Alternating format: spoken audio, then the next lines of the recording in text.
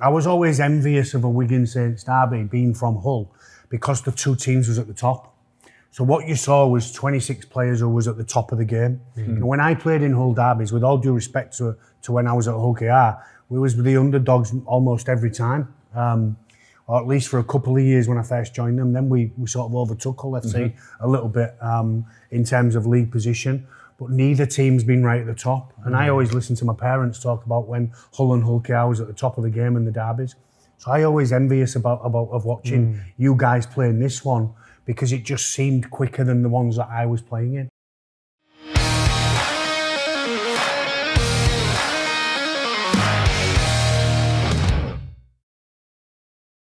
Well, this week I'm joined by all-out Rugby League regular Paul Cook and a man who knows all about a Saints and Wigan derby, Dan Sarginson. Dan, welcome along.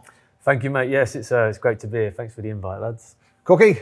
Yeah, pleasure. Yeah, as always, Good Friday coming up. Easter weekend, we can't wait. Well, before we get into it, I just want to say a huge thank you to St Helens for having us here today at the Marching In Bar at the Brewdog Stadium. Right, Dan Sarginson, 21 games that you've played in for a Saints Wigan derby. Were you aware of that? No, that surprised me. No, I could probably only remember 4 or 5. Maybe. Well, we'll get into all that a little bit later on. But as always, guys, don't forget to like, subscribe and hit the notification bell so you don't miss anything here at Back 10. Also in the comments section, if you swipe to the left, you'll reveal that hype button, and we tell you each and every week to click that. You get 3 times to click that button, and again, that just helps us grow bigger and bigger audiences each and every week. Again, I mentioned it last week, north of 10,000 subscribers, so make sure that you tell everybody out there who's watching, who are Rugby League fans, to subscribe. Well, ahead of the big fixture, you may have seen that All Out released one of their specials. I was joined by Joe Shorrocks of St Helens and Luke Thompson of the Wigan Warriors as we looked ahead as to what a derby means to them and everybody closest to them. So don't forget to watch that back. All the information will be put out across All Out Rugby League social media platforms. Another fantastic week of Rugby League. We'll start with yesterday, Cookie, and probably the best game of the season so far. Yeah, for me, Headingley, fabulous game. Both teams for me showed, Kyle, that they could be there or thereabouts at the end of the season. It was tough, it was quick, uncompromising. Great skill on both sides for the tries. The way that both attacks picked apart the defenders on either edge. Sevo with another hat-trick. I thought Jack Baird was by far the best player, apart from the dive at the end into the ground, which we don't want to see in the game, please. Let's not have any of that. But yeah, a brilliant game of Rugby League. I think both coaches will go away taking plenty from it. A response from Leeds after a poor couple of weeks, particularly last week at Hull FC. A brilliant game of Rugby League. And of course, the big news, surrounding the whole day, the whole weekend, if you like, was the fact that it was Super League's 30th birthday, Sarge. And, all the stops were put out to make sure it was a celebration. And, I thought it come across really well. Yeah, I think it's a credit to our game. I think there's been some massive highs and lows, isn't there, in rugby? I think when I was at London Broncos, there was kind of some trouble there financially. We had the Salford stuff, and there's been clubs that have. But I think on the whole, mate, with the funding we get and the players we're able to maintain and the standard of the game, I think it's such a credit to the sport, And is there a specific moment, if you had to pick, of course, for myself, we're here at the Brewdog Stadium, Jack Wellesby's try against Wigan Warriors in the grand final. There was the wide to west. There was Ryan Hall winning the league leaders shield. Is there anything that stands out for you in that 30-year period? I think watching that, we finished the game and we were on for the league leaders. No one really talks about the other side of it, and we were all in the club bar, getting ready to kind of celebrate a bit of dosh, a little bit of a bonus there, and we're watching the screen, and I can't actually remember what happened, but it was it was a mistake, wasn't it? Correct me if I'm wrong. And I don't know how Danny Maguire chips over the top, but the helicopter was in the air, if you remember. Right, and probably going back and forth. Yeah, something like that, and. I remember watching Ryan Hall score and we were just all like deflated. And then obviously Leeds went on to win the treble. But I think within that 30 years, I think the most impressive thing for me was that Leeds Rhinos era. for me to witness anyway. I wasn't there. I wasn't really watching rugby or involved with rugby when the kind of Bradford were maybe more dominant, and obviously Wigan have always been there or thereabouts. But I think watching them playing against that Leeds team was just something I don't think we'll ever see again. And I remember even looking on paper sometimes and thinking, why are these guys so good? And rocking up to Headingley and just feeling so deflated in that stadium and never really been able to really challenge him in a certain way. And I think they nailed everything within that era, and I think there's a lot we could really slow down and learn from them as a team and how they operated and the game plan and the players and the cohesiveness. You see with the Rob Burrows stuff, you see how connected that generation was, and I think that was a real special thing to witness for me in that 30 years. And just on that, by the way, we'd like to pass all our condolences on to the Burrow family and the Leeds Rhinos Club, of course, hearing that tragic news that Jeff Burrow, Rob's father, has passed away. So condolences to everybody connected with the Burrow family. Cookie, 30 years, can you pick out a specific moment in that time frame? Well, I started in Super League 4. I made my debut in Super League 4. So I played across an era, where there was so many great players that came over, particularly from Australia and New Zealand. Some of the top players in the competition. You go back to Steve Renoff at Wigan. Yeah. You look at Jamie Lyon at St Helens. Plenty of really good players. I played with a few myself in Jason Smith, Richard Swain, Stephen Kearney at Hull FC. So I think the wide to west is always the one for me. And I played in that era. I ended up playing with Dwayne West afterwards when he came to Hull FC. So the wide to west try always comes out, and then you got the right to left, is it, or left to right last year? Yeah. That's the best one I've witnessed live in terms of being in the stadium. I've got plenty of my own memories of playing throughout that era, but the wide to west one really sticks out. And of course, at half-time in that game, voted for you guys, the fans, Rugby Leagues or Super Leagues, all-time greatest 13. I'll read the names out. Sam Tompkins at fullback, Jason Robinson and Ryan Hall on the wings, Jamie Lyon, Keith Senior in centres, and then Rob Burrow and Danny Maguire, Adrian Morley, James Roby, Jamie Peacock, Gareth Ellis, Liam Farrell, Kevin Sinfield. Look, again, this is a part where you can jump in the comments and agree and disagree and do whatever you like in that sense, but do let us know who you would have had in there or out of there. Cookie, I'll start with you. Is there anybody who you would have put in? It's all subjective, right? But everything's subjective. The toughest winger, or two toughest wingers I played against, was Vainicolo and Robinson. Knew what Jason Robinson was going to do, just powerless to stop it. And then everyone knew what Les was going to do, and everyone was completely powerless to stop him powering over the top of you. He scored 6 in the playoff game where they beat us 71-0. So, but yeah, and I think any team, for me, my own personal opinion, without Andy Farrell in it and Paul Sculthorpe is not a 30-year team. So them two was phenomenal for both their clubs. And bear in mind, Sculthorpe was started at Warrington as a 16 or a 17-year-old. He was still at college, studying at college, when he turned full-time. I've seen a great clip of him the other day. I think he went through Leeds Rhinos and he was in the green and the green and white strip, kit. Quality players, Scully. Only man to win back-to-back Man of Steels, I'm led to believe. Yeah. Is that right? Yeah, I believe so. Sarge, who would you have maybe in? I won't ask you who out because it's probably a bit disrespectful. Who would you say in? Yeah, I think I don't know. Sean Loughlin in there, was he? No, lockers. No room for lockers. Another quality. Yeah. And you have to look at I suppose the success they brought. I suppose there's always a bias with me because you see the culture that he drives. We were speaking before with Liam Farrell there. The culture he drives, I would have him in that team every day of the week for that standards he brought over a long period of time. I think there's been players that have come and gone and lit the competition up for a couple of years, but some of these players were in there and performed at that level consistently throughout their whole career. Do you know what I mean? I think one to reinforce in there, and it's one when I get asked that famous question, who was the hardest player to play against? Maybe it had something to do with it that was at London Broncos and we couldn't defend and we were bottom of the league, right? Me and Kieran Dixon on one wing, 17, 18 years old and leaking tries everywhere. But Sam Tompkins in kind of the 2010-11, just when I was at London Broncos, we were up against Wigan and we were buzzing when in half-time. I think we were going into half-time, it was 5 minutes left, and he turned the game around in within having the ball twice within 5 minutes and brought it back to level. And he was someone that we just didn't know how to defend at that time. He could do everything. So I always give that answer. Him in that era was just undefendable. I always think the best players or the most unique players, they're able to redefine the role of the position they're playing. I think Sam Tompkins did that, didn't he? He took the fullback to another level and added a dimension that so many now follow off the back of that as well. And you're right, those he was almost made of rubber. You just couldn't get hold of him, could you? So but look, thanks to everybody who voted along there, and make sure that you let us know your thoughts. But we'll just jump back to the Leeds Warrington game on Sunday. Sarge, Warrington unbeaten heading into this one. That's now every single team that has lost, and we're only 6 rounds in. Yep. It's a good start for the competition, right? Yeah. I mean, it's a great start. As we've mentioned, I haven't been following too much of it. I suppose when Wigan are on, I'm tuning into that.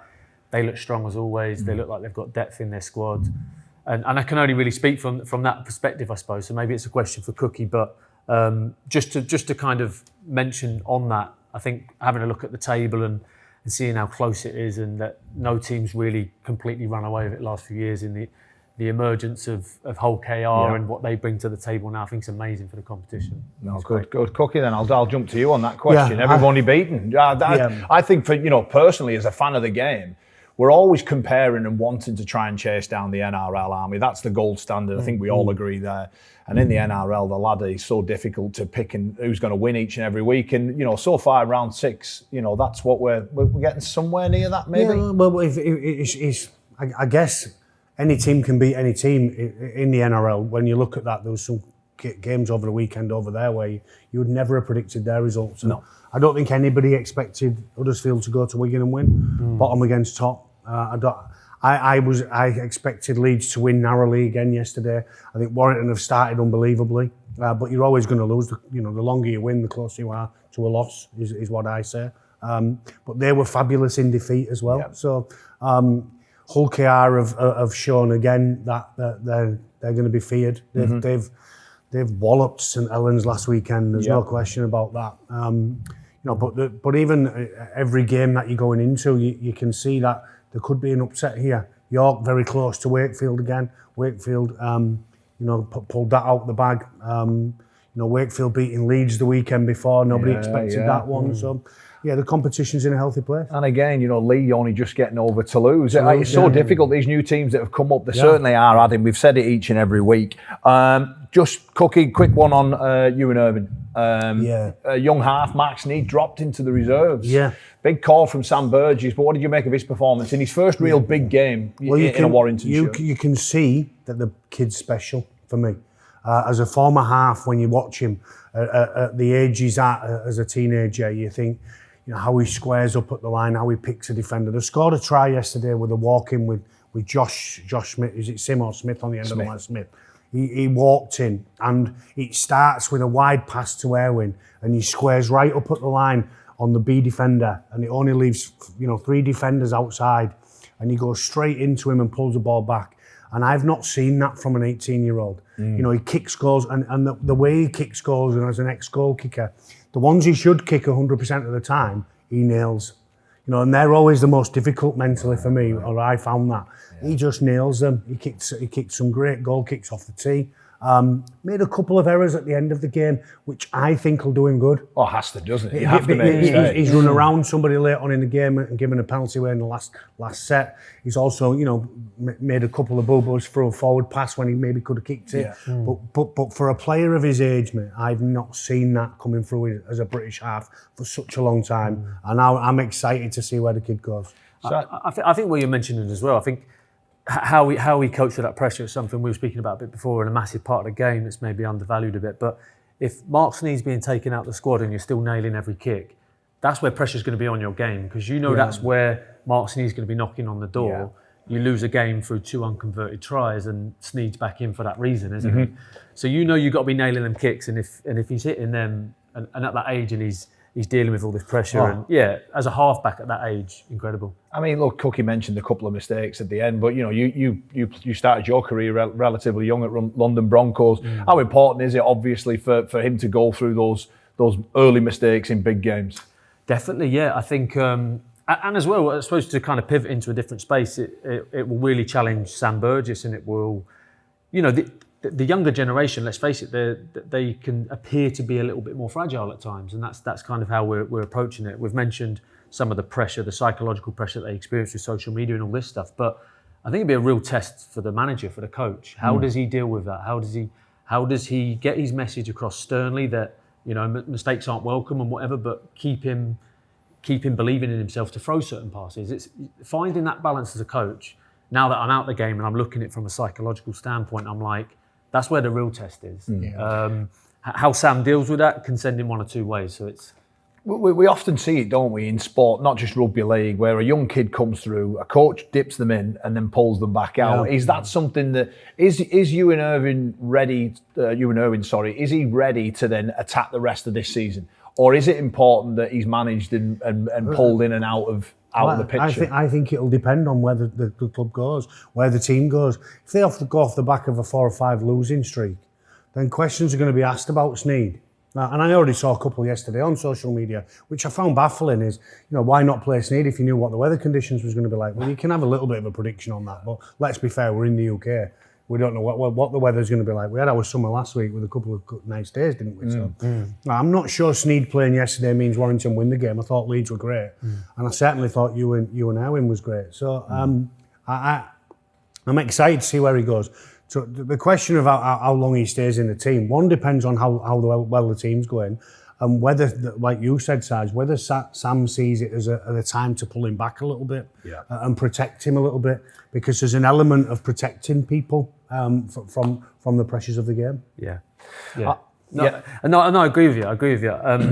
I think, I personally think, from being at Wigan and where we experienced a lot of success, Sean Wayne never really lent into that kind of protecting players at certain ages. I think we kind of bred a culture of, it was always competition, training was competition. That's what made us fierce. That's what made us be able to defend some of the hardest shapes, because we were throwing the best shapes at each other. It was intense competition for position. Now, that for me breeds, you know, that means every time you train, you are getting better. You don't have to wait for pre-seasons to build. And I think if he's performing, I think if he's got the right support network, I think if he's humble, he's got his feet on the ground, the boys are giving him the confidence he needs, but anchoring him down as well so he doesn't get too high. Pick the guy. I think if he's performing, you've got to put the shirt on that person. Yeah, I agree, Sarge. It's what we want to see. You know, the best next British talent coming through certainly is. But look, we've mentioned Leeds Rhinos quite a bit over the last couple of shows, but just a quick nod to, you know, Micah Seymour again. Yeah. Top try scorer, right? He's having an absolute ball at the minute. Yeah, there's some nice play inside of him, Kyle. I will say that. You know, Jake Connor's picking some nice passes. Hanley flicks one out the back like Matt Gidley did for this fantastic Saints team over the years. A couple of them were walk-ins as well. So he's not going to. You can't take him off him. He's not. No, listen, they're all worth 4 points, Kyle. Don't get me wrong, but he's unstoppable one-on-one, almost unstoppable. I think somebody got him yesterday once. Dewlis at the back got him once when he looked all but certain to score. But a fabulous start to the season, and a new signing, having missed all of last season with his ACL. No, well, we'll see if his try-scoring record can keep heading north. Another team that we've featured over the last couple of weeks, and this is where I have to eat some humble pie. Huddersfield Giants. You know, I asked a question where their next win was coming from, a club that I described as that was in chaos and that was dying before our very eyes, and you know, I couldn't see where this performance was coming from, and but what a performance it was. You know, absolutely taking Wigan apart. Obviously, having Adam Clune and company back. You know, I think it was Liam Finn I thought he was brilliant, by the way, in his post-match interview. You know, recognising that it was a little bit unfair on Luke Robinson, given that the players that were back and the first time they're back, they produce. Well, the staggering stat for me over the weekend was that in 18 months of Luke being in charge at the club, he's only picked his 1, 6, 7 and 9 first choice twice. Wow, how do you win rugby league games when you've got your spine of the team so inconsistent? You know, and the first time that he picks them, Liam Finn, this week, that's why I thought it was classy after the game, Liam Finn, and I put that on my social media, is the nod to Luke Robinson, because he's done 18 months of the hard yards, and the first time they get the spine back, they click, and they look great. Evans was back, Clune was back, Wolford back, you know. Lola here in half. Lola here as well, of course, I mean, But what did you make of the performance of the weekend? I think just on that, I suppose the form thing. I think when you're getting them sort of players back, and you obviously know from playing, boys, that the confidence that can bring. I think so much of the game. Again, I go into the psychological aspect of it, and I give the example of when I used to look around the sheds, and I used to see Don Manfredi, who would carry like a maniac. I'd see my captain lockers, and he's there, he's focused. I'm already playing 20% above where I'm going to be if I'm looking around and there's a bit of inexperience. So bringing some of these big guns back, a bit of experience. Tui Lolohea oozes that confidence. He's not erratic. He's nice and calm in the halves, and you've got other players who are coming back with that experience. It's handy, isn't it, having your spine back? But still, credit to the boys to show up, because they haven't got evidence of performing like that for a long time. No. So to find that from somewhere. And as well at Wigan. I will say this, it's been coming for Wigan. I don't think it was great the week before against York. No. York almost get them the week before. And that should have been, in my opinion, a shot across the Wigan players' brow in terms of performance. It's been coming, and I don't think it'll do Wigan any harm. Let me just jump in, because a lot gets made straight away as soon as Field and French go down. Yeah. The statistic always resurfaces that Wigan tend to really, really struggle without those two. And on the evidence of what we've seen over the last couple of weeks, that is coming to surface once again. But if you're a Wigan player, put us in the mindset of that club, and you're a Wigan player in there, and you're hearing all this without Field and French, we just become a normal side again. Yeah. At what point do they start believing in that, Sarge? Because absolutely, you took the words out of my mouth. I think you're told something for so long, and you start to believe it. And I think one, it's a great opportunity for the boys to step up, but two as well, I think it must be really hard when you're in training. You do clearly have two unbelievable players. You are going to be playing to their strengths. Yeah, you see it on short sides where they create a big four for Bevan French just to skip outside A, get B interested, that shoot ball to Kieran or someone. You see it all the time. It looks so simple, but that's Bevan's strength. So you take Bevan out of that, Kieran has to adapt his game, back rowers have to adjust their lines, other halfbacks are coming in with the pressure of, wow, I'm stepping into Bevan's shoes. There's a lot going on in there. There's a lot going on in there that maybe doesn't meet the eye, but for me, and I'm sure Matty sees it as that, I'm sure it's an opportunity. Every time they go down, I know Matty quite well. I know he'll be seeing that as excitement. How else can we develop our game? And maybe they just didn't get it right on the weekend. Well, they just scraped by against York. They've been beaten there by Huddersfield. You see, Matty well. Yeah. That won't sit right with him, no, will it? No, I don't think he'll accept it at all. But he will definitely be looking at himself before the players. Really? Yeah, that's what I notice. And outside of sport, where I go into some of the corporate stuff and that now, the best leaders I see, they're immediately looking at themselves, and not to take blame off other people, but as soon as it becomes that blame culture, you start to get that resistance of players. You get players after meetings going out and mentioning certain things. Hang on a minute, that weren't right. There needs to be complete transparency. There needs to be complete honesty after a loss like that. And I think Matty's creating an environment where it's psychologically safe to do that. So that's where I see the credit. I don't think he'll be going in saying it's all right, lads. I think there'll be a stern message in there, but I don't think he'll be completely raising his voice and generating a load of fear around what's going on. They've had some great performances. They've had that big win. You guys will have to correct me who it was, that 50-odd nil win against Lee. Yeah. So they've had glimmers of showing what they're capable of. The same as every other team, the same as the whole KRs and all this. So I don't think he'll be too concerned, but yeah, I think he'll be definitely having a word. Yeah. Well, if you're missing your best two players, without a shadow of a doubt, there's not very much of an argument that French and Field are probably the best two players who play at Wigan Warriors. Yeah. And when you take the best two players out of any single rugby league team across the competition, I bet the stats go down and up as opposed to your win-loss ratio. I suppose the argument for that though is Huddersfield at bottom, and if you want Wigan to go on and you want them to win trophies and you want them to perform the way they have done in previous years in the treble and stuff like that, you have to be able to lose your two best players. If you lose your two best players and you're playing second or third and you lose, I get it. But like you're saying, Huddersfield haven't showed anything. Yeah, they've probably showed up on the weekend, but the questions have got to be asked. I think, look, when you sat at the top of the table or there or thereabouts, it is difficult to sort of each and every week hit that certain standard, isn't it? Definitely. And I think what might be the more worrying or disappointing part for Matty P, it just felt that Huddersfield Giants looked like they wanted it a bit more, and sometimes mentally you dip your toe into a game. Nowadays, when you lose momentum, it's all over. It's very difficult to get back, and maybe the Warriors just took the foot off the gas. However, pay massive credit to Huddersfield. Just one guy I want to mention, because what a tackle it was. It was one of the best tackles I've seen. Hodgkinson, when he holds up Clune over the line.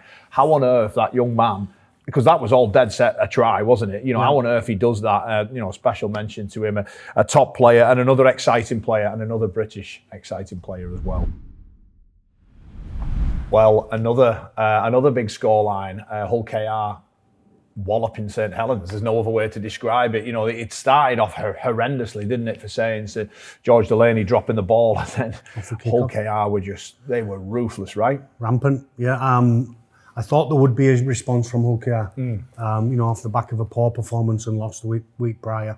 I felt Hull KR would get a result. Saints, I think, have been not lucky, but I don't want to say lucky, but they've played a couple of teams that they should be, even with players missing, and have done. They got out to a lead in Toulouse the prior weekend and almost got pegged back, if you like, but didn't. I don't think Paul Rowley will panic here. I think he knows he's got players out and lots of players out, Kyle. So he has. But I just felt that Saints they had no punch whatsoever. They were trying to go side for side, and it was Hull KR were all over it, weren't they? They didn't miss a beat, and Mikey Lewis was brilliant. And I just think that right edge, it got picked and pulled apart. Dagnall, Harry Robertson, who, for me, again, I'm a huge fan of Harry Robertson, huge fan, balling and exceptional. But I think back to round one when Toby King done a number on him a couple of times, and he leaked some tries, and I thought he looked vulnerable again. He just. What's his age? He's 19, 20. So do you remember we just had the conversation about young 36 players? Games in. 36 games in. I understand that, but this is. When things aren't going right, you can be picked apart. Particularly, we could ask this man here, how difficult is it to defend out there? For the most difficult position on the field, in my opinion, the two in from the sideline, the centres. So, I wouldn't panic if I was St Helens, but it lends to what is going to happen on Good Friday and to a couple of teams who've been up at the top of the table for so long, that are going to play each other off the back of a poor performance and loss. We spoke about Wigan and no field in French and what that psychologically does when you're hearing the same thing over and over again. There is a narrative developing at St Helens, isn't there, that they can't beat the top four. The Hull KRs, the Wigans, the Warringtons. Again, it's not only another loss, it's another walloping. I think that stuff can really get in your head, and I think you have to. I think the initial thing sometimes is to resist that, but I think in the meeting rooms, I think it's something to address. I think it's something to speak about. I think lads need to be encouraged to speak up the frustrations that are involved with that and use it as fuel. Start to use it as a bit of fuel, but while you're resisting it, ignoring it, all the outside noise, there's a lot of teams that will want to ignore that. But sometimes I feel like facing it and using it as fuel and using that frustration, that anger that's starting to generate, start to channel that, start to bring that into your game, because it is frustrating. It is. When people don't believe in you, if you hear it so many times and you don't push back, you start to believe it yourself, and that's collectively as a team. So, I think it's again knowing Paul Rowley, he won't be happy with that at all. He won't be settling for that with players in, players out. He won't be settling for that scoreline at all. I guess for both teams, a week's a long time in rugby league. Yes. And for one of them this weekend, it's going to be a really short week. Yeah. And the other one, it may well be a longer week. Yeah. Well, look, both sides coming into it off the back of heavy defeats. We'll touch upon the derby in just a minute, but I just want to also bring you a little bit of news that emerged last week, and the reappointment of Nigel Wood, who has been tasked to leading us into the next perhaps 30 years of rugby league. Only 5 clubs rejected the proposal, and those 5 clubs were Wigan, Hull FC, York, Newcastle, and Widnes. Castleford, of course, were that they didn't vote. What do you make of the reappointment of Nigel Wood? I think it was inevitable. I think once he comes back into the sport, there's a reason that he's been brought back into the sport. We've had lots of resignations in high up positions or people that have been pushed sideways, if you like, with changes at the top of the game. Listen, we'll see where we go. We've got lots to discuss with regards to the game, and we can discuss it more in depth in probably other shows. But we've got the NRL proposal on the table, or is it on the table after what Rodri Jones said at Headingley on Sunday? So, we will see. But it was inevitable when he came back into the game that he would be appointed to lead the game again. Well, a couple of eyebrows raised over that, and Cookie's right. We'll focus on that as that story develops, of course, over the next coming weeks. Right then, back to the derby. I mentioned both teams come into it off the back of a big loss. Sarge, look, me and you both know what this game's all about, and form out the window. Definitely, yeah. I think there's. I don't think it's even anything you consider. I think it's a week where you probably don't even have to do any video review. No. You've been silently watching the other team. You know where their threats lie. I think it's all about. I think it's all about adrenaline. That game, first 5 minutes kind of dictates who wants it more. And if you can allow that adrenaline not to tip you over the edge and cause you to do stupid things, it's always a close game. It's always a tough game. Yeah, form's out the window. Wigan will probably go in a little bit more confident than St Helens, obviously, given some of the recent form before that. But yeah, it doesn't really play a part once you're in that derby. Yeah, Sarge, you've kind of sort of you've stepped away from the game. You've openly said that you kind of keep tabs on Wigan, but it's not the most important thing in your life anymore. And obviously, me and Cookie, we're certainly still involved, active in the media and stuff. But look, I don't miss playing the game at all. As soon as my time was done, I was glad it was done, and I'm assuming that you're in the same boat. However, what I will admit is that that changing room feeling, that nerves in the tunnel, and that heading out onto that pitch in front of a packed out crowd, whether it be at the Brick Stadium or whether it's here at the Brewdog Stadium. Goodness me, I'd love to do that again. For this game particularly, I would thought. For the Good Friday game particularly. Any of them, no Cookie, honestly. But this one has a bit more spice considering where we're at. But we're just leaning back on that, how good were they? Yeah, I can see as you're talking about it, like the hairs on the back of my neck are standing up, and the same with you. And it's like, it's mad to think we used to walk out against each other. But just that feeling with the crowd roaring, and I suppose it's not something I fully immersed myself in. I was kind of in my head a lot during my career and probably thinking about potential mistakes. And so I that's a little bit I kind of half regret. But at the same time, mate, I can't take away the feeling of, and even you mentioned the Good Friday try. Although I was nothing to do with it apart from just catching it, it's like hearing the roar, and it always seemed to be like a sunny day. It was just a big occasion, mate. It was a great game to be a part of. Let's talk about that try, because it was Blake Green that cut Saints open on that left edge of Saints. Yeah. Sean O'Loughlin with probably the best pass I've seen in a derby, and people may forget that it was a younger Dan Sarginson to finish it all off, but you almost never quite got there, didn't you? Yeah. Well, mate, I was always, and you'll know me, mate, I was always in backfield carrying twice a set, and I kind of feel my whole game was around work rate, and I always said to people, I don't want to score the tries, I don't want to set them up and all this, I'd rather get the boys out of trouble. So I'd use all my energy there, but then as Blake Green went through and then Lockers had the ball, I thought, he'll probably just get down quick, play the ball. And then he's looking for this pass and I'm on the wing. I'm thinking, Christ, I've got to get there. So luckily he looped it enough where I could get there in time. But mate, there is no credit my end whatsoever. I literally just had to catch it. The ball was perfect. Cookie, that pass from Lockers, fabulous. Straight out of the top draw. Yeah, listen, when you see that, I saw one in the NRL this weekend. I think somebody off the ground for Melbourne, Harry Grant maybe, or Lockers pass very similar, but it's you're travelling at full pace. It's such a skill. Yeah. It's such a skill, Kyle, to be able to fire a 25, 30 metre pass like that on the money. And looping it enough was just enough because Dan was way back or wherever he was, still coming out with backfield, as you said. But, for him to be able to loop it, get it on the money. And it is the rotations on it, wasn't it? It was the perfect pass. I think you could do a 10-minute segment on it, but even just what you're saying, just half a metre behind me, half a metre in front, it's not there. The game's a different game. Yeah. And it's just certain players like Lockers, he hits them all the time in training, but, he's calm, collective, and he hits them for fun. Yeah. Sarge, favourite Saints Wigan derby of all time is the one that stands out. There's one that stands out in my head, and I'll share with you. But you go first. One of my most weirdly enough, I always preferred to play the derby away. And I know that may not sit right with some people, but sadistic. But well, yeah, No. I get it though, I love the fact that we were going into that stadium. Yeah. And we knew that three of the stands, they hated you, and we had our fans behind us, and it just felt like backs to the wall job. Definitely. And there was one game we actually ended up losing, and again, it's another weird memory to have that as one of my favourite games, but it absolutely poured down.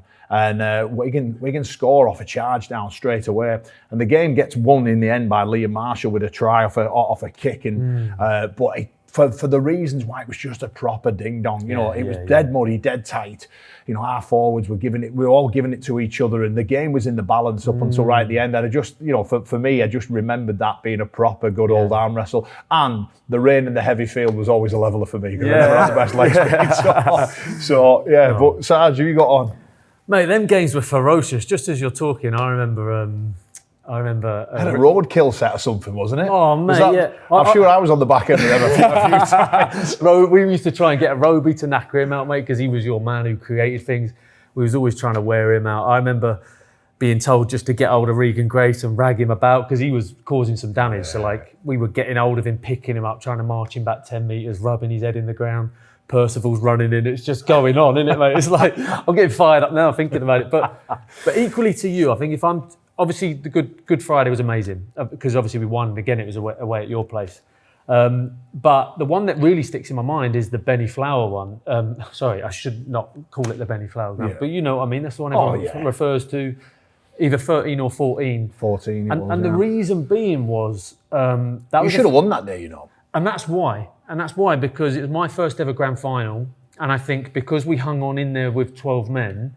It gave me a confidence of this team's serious. We still showed up for each other and we were grinding, mate. And that was my first year at the club. Yeah. So from there on, I was like, wow, these boys are serious. And I remember it giving me a personal feeling of if we can get to a grand final and nearly beat this 13-man quality Saints team, mate, we can beat anyone, we can do anything, we can win anything. It gives me more confidence, if you know what I mean. It's funny how you both view big games, because for me, there was a Tommy Makinson tackle on Liam Farrell that pretty much wins us the game. I think Liam Farrell makes a break, he covers that tackle, because at that point, we were just hanging in there like mad. We had, Paul Ellens and Mark Flanagan playing in the half-backs, we had Lou McCarthy on the centre. We had a whole disjointed team. But, mate, I'm glad that we won that day.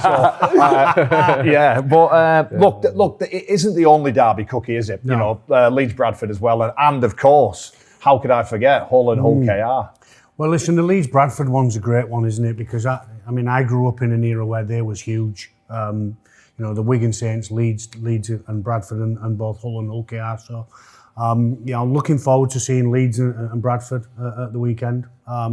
And of course, for me, I've moved out of Hull now, but I'm still immersed in the derby and the memories of them derbies for me. I'm fortunate to have a decent record of 8 from 9 derby wins. So take that. Yeah, I did okay. I was able to come out of my house 8 out of 9 times over the next month after the win. And that's the truth, isn't it? That's the truth. It is the truth. Yeah, it's the truth in any derby town. And it does. It puts the hairs on the back of your neck up. I think.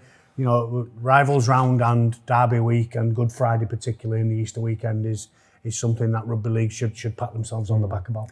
If we've got time, Carl, just to touch on the back of that, and genuinely the stories are true of you lose a derby game and just walking my dog and people shouting stuff out. But Carl, these towns are serious, mate. I'm from London where rugby league ain't that big, but when I moved to Wigan and started playing these derby games, I was immediately under the realisation that this was serious, mate. It was like life or death. It was a big game, mate. It is. And of course, we tapped into a bit of that, of course, earlier on in the week. You may have seen an all-out special there with myself, Joe Shorrocks and Luke Thompson talking about their derby experiences, and it does echo very much what the guys say here. The Hull derby, Hull rolling into this off the back of 2 wins. Their first back-to-back wins in Super League. Of course, Hull KR. Was that the game where they're back up and running? Well, we'll find out this week, I think. We'll find out this week. I think Hull got, not lucky, but I spoke with a couple of their players this weekend. They had a really nice scheme this week. They brought all the retro shirts out and the players turned up in retro shirts. So, I thought that was a wonderful touch from the club.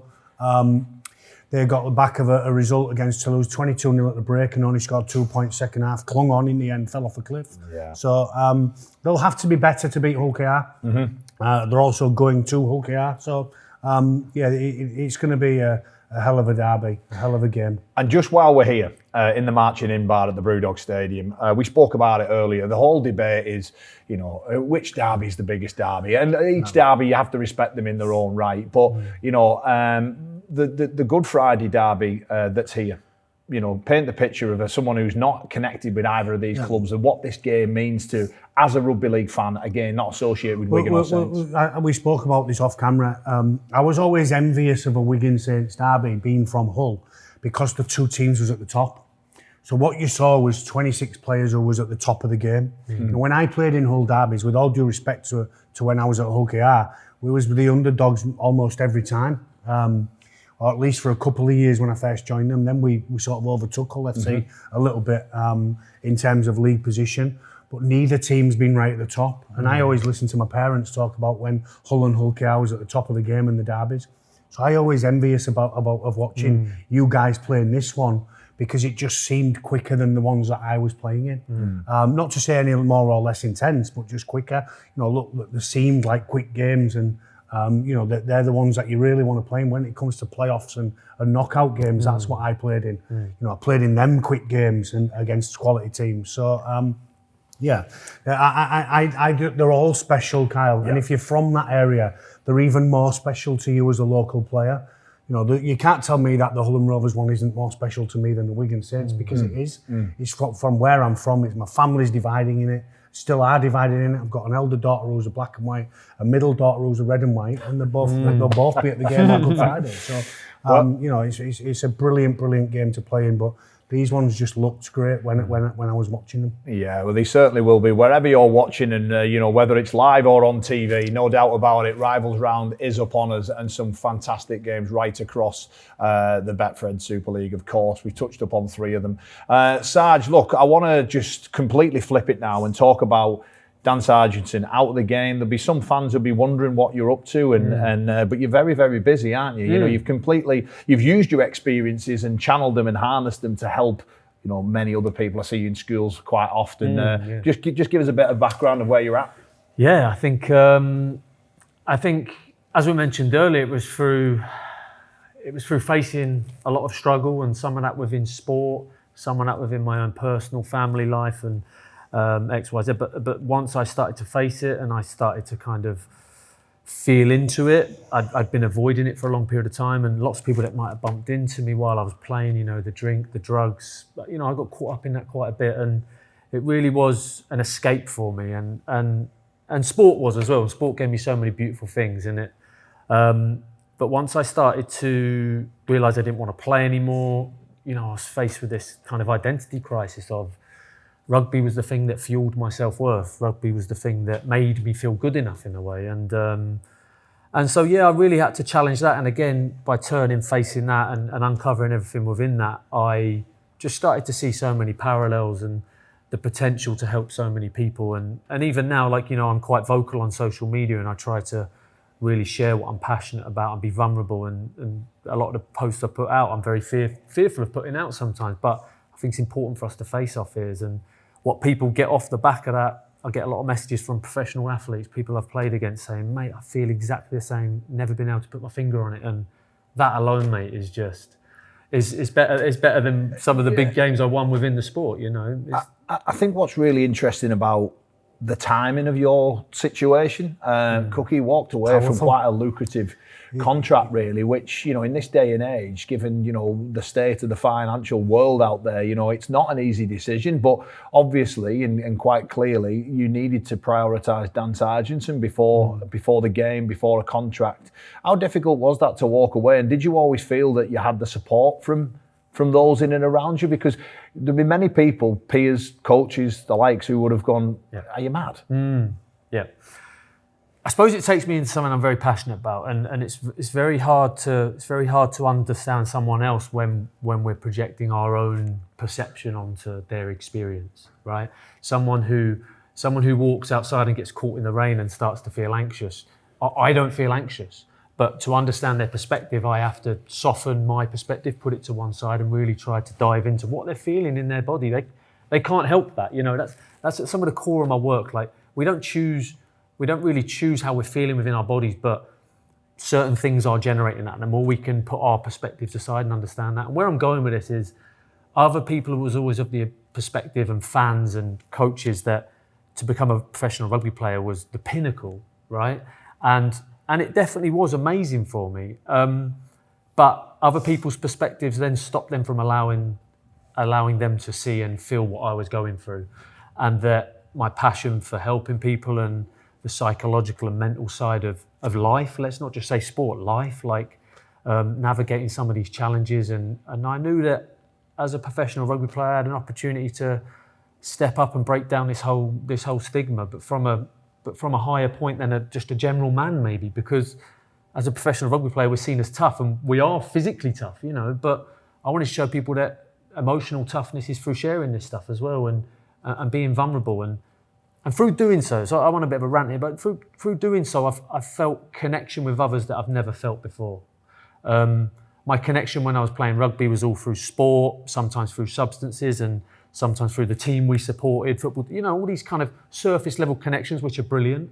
But the more I started to apply my life experience and my vulnerability and deeply how I felt to other individuals, and once I felt trusting in them environments and let my guard down and let certain people in, the connection that I've experienced with other people is just, you know, it's life-changing for me. Cookie, do you feel that, you know, the word Dan speaks really passionately and very articulately about, you know, about what his work is doing now? Do you feel that perhaps, you know, you were playing in a different era, weren't you? And do you feel that perhaps, you know, people like Dan, if they were in and around you in times in your career, that you would have benefited from it? Yeah, absolutely. No question. I think there's too many, and there's certainly been too much of a stigma around being tough, you know, because not everybody's tough, particularly mentally and particularly emotionally. I think the big thing, what you pick up from what Dan says, is don't judge anybody, you know, because you don't know why somebody's feeling anxious. You don't know why somebody in the rain's feeling that way, or somebody don't want to come out of the home on a Sunday when they've arranged to go somewhere. You know, there's always that big word of judgment, and people have judgment. People judge Dan for retiring the year when he was earning a load of money. I think that's powerful, even more powerful for me. That tells me that Dan didn't want to play rugby league anymore, and he's found passion in what he's doing now, which I would say is not maybe on. It's either on par, or maybe what he's doing now is above the passion and that he had for playing rugby league. Can I just go off the back of that? I don't know why it's coming to me, but I want to give this example because I really think it will help you to understand. And in life, this might sound we're going off topic, but in life we're born into this world, and our ability to navigate tough emotions or not depends on our early life experiences. Whether a caregiver within our life holds us through certain intense emotions, and then we learn to feel it.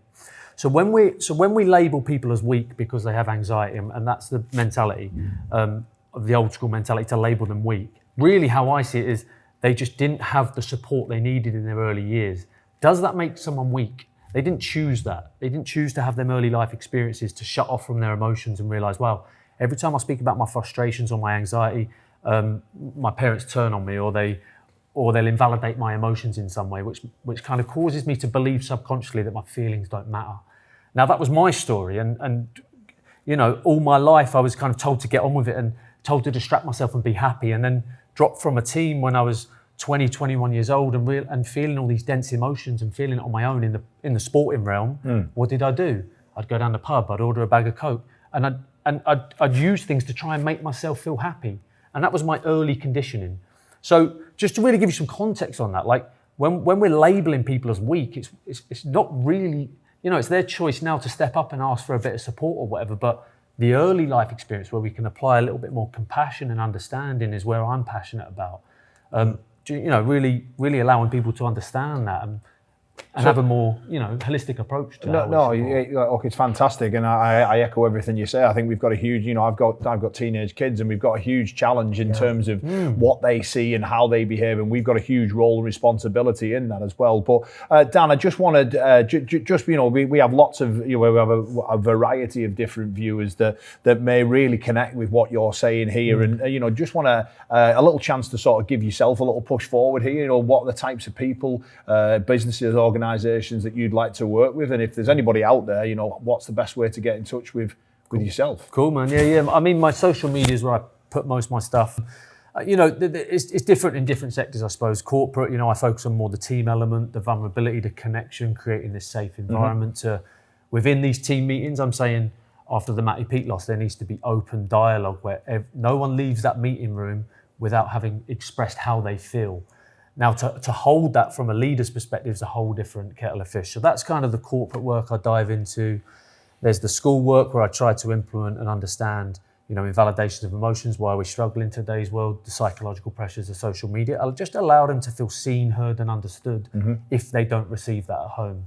To understand that me stood at the front there understands everything they're going through. Not everything, but I can see it from a compassionate lens. And then, just pivoting into this space now, working with athletes and around the fear of failure stuff, which really ties into these early experiences and the stories we develop in our subconscious and really helping players to find a bit of freedom within their game so they can fully enjoy their career.